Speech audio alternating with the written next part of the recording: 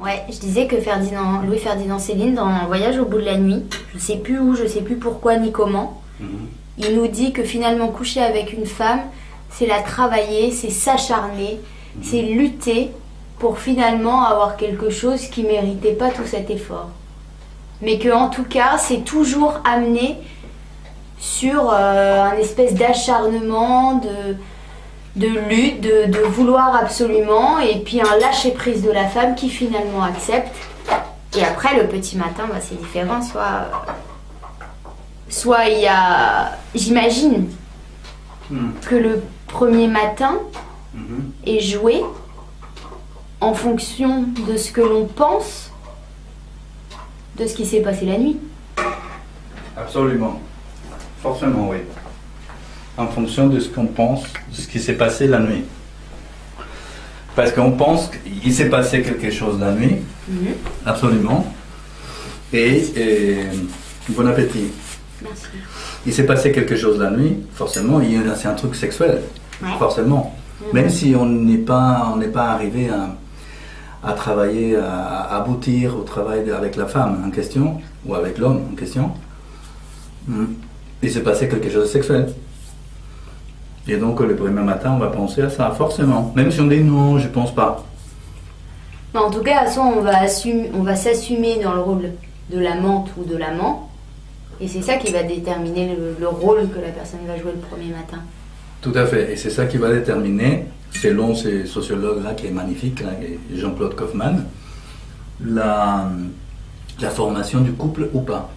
Que si la formation du couple, il dit ça c'est fait à ces moments précis, au premier matin. C'est intéressant ça. Selon qui se forme suite à l'acte sexuel ou pas, c'est ça? Pas tellement. Bien sûr, suite à l'acte sexuel. Moi je pense qu'il y a trois choses, parce que il y a l'acte sexuel, il y a les moments de sommeil, il faut qu'il y ait ça. Même si on ne dort pas, hein. Parce que ça c'est un partage d'une intimité en dehors de la sexualité. Parce que même si on ne dort pas, parce que ça peut avoir des insomnies aussi, c'est une intimité qui est en principe tendre, devrait être tendre, sans sexualité, hein, parce qu'on ne peut pas avoir la sexualité tout le temps. Donc, même sans... Ou dormir. Dormir, c'est forcément tendre. Ah, mais alors là, ça peut être plus ou moins tendre, plus ou moins... Et après, le troisième temps, c'est le matin. Finalement, c'est l'après-coup. L'après-coup, absolument. Oui.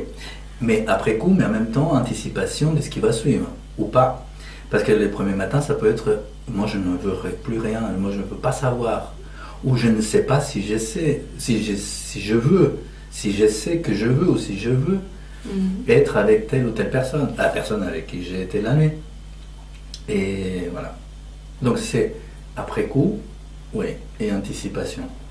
C'est pas mal après coup, non? Comme jeu de mots. Ah ben oui, après coup. Après avoir tiré un coup. Oui, mais les trucs, c'est pas forcément que c'est un truc de tirer un coup. Seulement. C'est plusieurs. À quoi? C'est de s'engager sur plusieurs. Voilà, c'est que ça donne l'idée de que il y a peut-être, même supposons si ce n'est pas quelque chose comme un one shot, là c'est qu'on a fait l'amour une fois et que donc c'était juste il y a quelques heures. Maintenant c'est le matin, et est-ce qu'on va répéter le plaisir qu'on a eu? Ou le déplaisir. Bah, oui, bien sûr. Ou le déplaisir. Ou les soupçons de plaisir. L'illusion. Ou l'illusion de plaisir, voilà. Qu'on a eu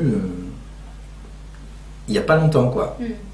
Mais par rapport à avant, où on ne passait pas de premier matin avec l'homme avec qui on était marié, aujourd'hui on a plus de liberté, on a le choix. Et il arrive que la question du premier matin soit déjà posée la veille. Il arrive qu'on l'annonce. Comment ça va se passer?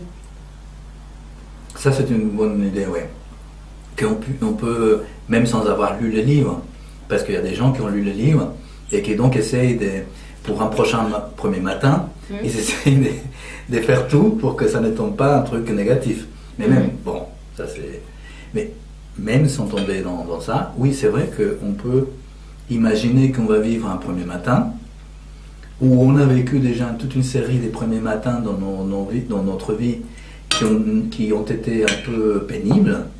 Ouais. Et que donc du coup, on anticipe et on essaye, par exemple, hein, ça c'est une possibilité, ce n'est pas le vivre. C'est-à-dire qu'on se casse, non pas au bout de la nuit, oui, au bout de la nuit ou avant. Au bout de la nuit. Au bout de la nuit. Au petit matin.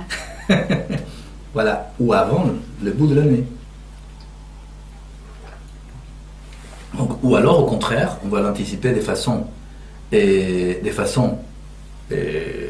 positive en disant voilà, moi j'ai envie de vivre un super bon premier matin avec elle, avec cette personne, et donc on peut tout faire pour que... Mais pareil, ça s'anticipe et ça se joue au petit matin, avant le premier matin. C'est-à-dire que la personne, qu'est-ce qu'elle fait dans la vie quotidienne? Elle va à la boulangerie, elle aménage un peu, elle se réveille avant. Nombreuses sont les femmes qui sortent du lit qui vont se repouponner. Oui. Mais voilà. L'anticipation, le oui, premier voilà. matin. Tout à fait. Et la question, c'est que justement, le gros problème, c'est de la sortie du lit.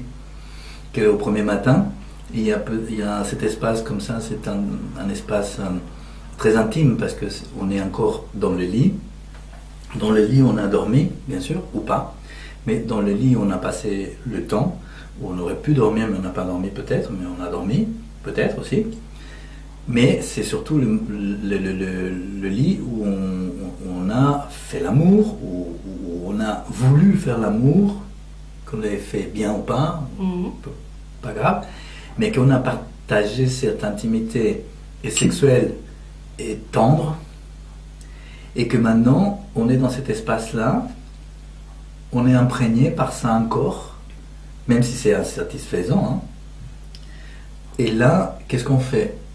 Et donc il y a plein de questions qui fusent. Et donc, qu'est-ce qu'on fait? Est-ce que je sors du lit maintenant? Est-ce que je me lève? Et parfois, il y a des gens qui disent, voilà, j'ai envie de faire pipi, ou j'ai envie d'aller au toilette. Et c'est là où le premier matin, d'après ces études-là sociologiques, détermine la forme de relation qui s'ensuit. La forme de relation qui s'ensuit. Absolument. Absolument. En fait, c'est très intéressant le travail de Jean-Claude Kaufmann parce qu'il va étudier les détails, en fait. Il fait une sociologie des micro-objets. Il ne va pas étudier comment les discours amoureux ou pas dans ces couples qui se constituent. Il ne va pas étudier quelles sont les manœuvres, les techniques de séduction ou autres que telle personne utilise pour conquérir l'amour de l'autre.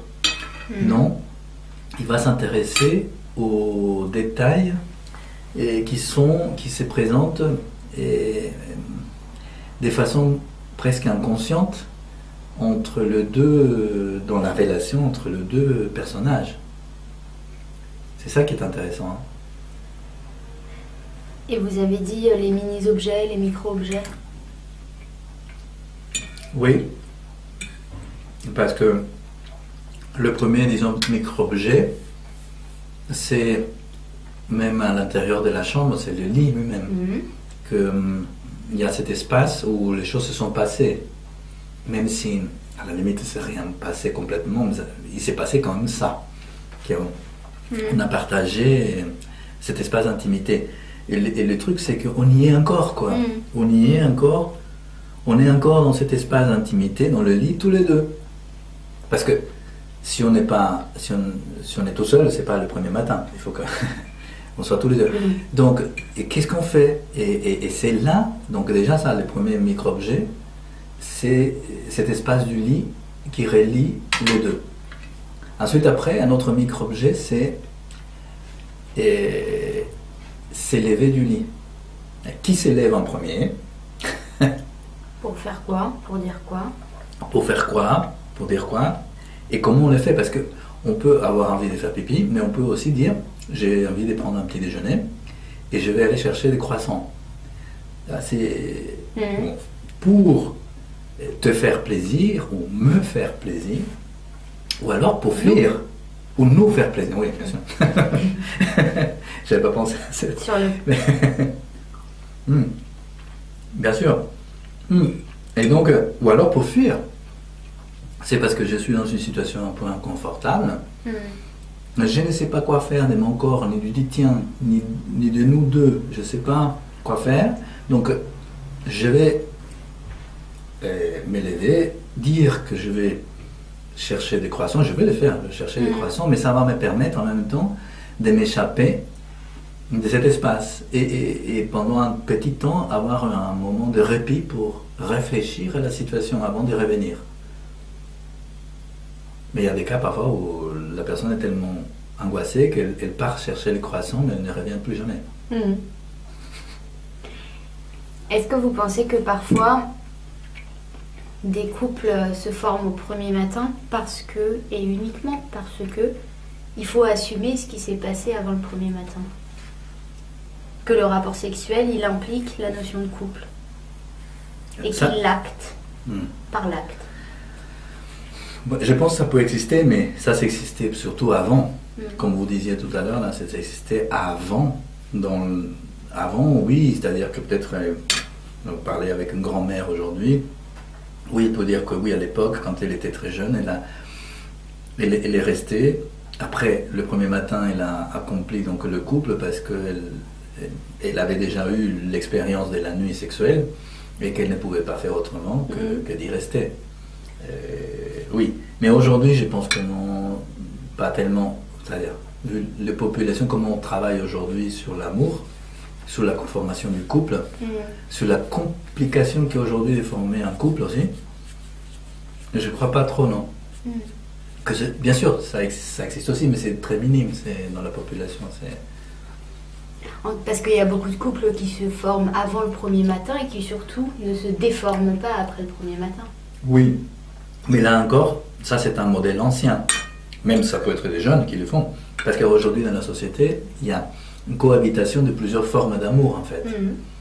Il y a plusieurs types de formes d'amour. L'amour libre, l'amour très traditionnel ou traditionnaliste, l'amour courtois, l'amour, la pure relation, l'amour comme ça, one shot, presque, qui n'est pas vraiment un amour, mais disons un amour de soi-même, l'amour pour personne. Ça, c'est genre, je ne tombe jamais amoureux, je maintiens toujours l'amour à distance, tout en idéalisant l'amour un jour aussi. Parce qu'il y a des personnes dans les cas de one shot ou qu'ils appellent aussi plan cul, qui fuient le petit matin systématiquement, qui l'annoncent, qui n'y sont jamais. Et où on n'attend personne. Et on n'attend personne, voilà. Ça c'est l'histoire, par exemple, de l'insoutenable légèreté des lettres, de Kundera, n'est-ce pas? Lui, le personnage principal, donc il sort avec plein de femmes, mais il ne peut pas dormir avec une femme, parce que il n'a pas envie, déjà, de ça. Et peut-être qu'il ne les aime pas, déjà, pour ça. Juste un désir sexuel, ok? Mais c'est peut-être aussi surtout parce qu'il a peur du premier matin. Oui, parce que du premier matin. Oui, on l'appelle parfois petit matin. Et que si on arrive au premier matin, il risque de tomber amoureux. Et il se trouve qu'il rencontre Teresa, vous avez lu, il rencontre Teresa et paf, il ne pense pas, je ne sais plus ce qui s'est passé, je l'ai lu il y a longtemps, et il oublie, il ne contrôle pas bien les choses, et il tombe dans le sommeil. Enfin, tomber dans le sommeil, presque il tombe amoureux, quoi. Il s'endort, un peu comme dans le mythe de la naissance d'Eros, où il y a Poros et Pénia. Poros qui est la force, etc., qui est un prince, il s'endort à côté d'un arbre, et Pénia qui est une femme un peu pauvre, etc., qui le trouve endormi, et elle se met à côté de lui, et au premier matin, il y a naissance de l'amour, quoi, d'Eros. Il naît comme ça, parce que le père s'est endormi, quoi. Le couple s'est endormi ensemble, et donc ils vivent un premier matin. Bon. Donc le personnage de l'insoutenable légèreté des lettres, il s'endort, il s'endort avec Teresa. Et quand il se réveille, c'est trop tard, quoi. Il est déjà dans la situation du premier matin. Et il se trouve qu'il va tomber amoureux de Teresa. Il va créer une relation de couple avec elle alors qu'il ne voulait pas.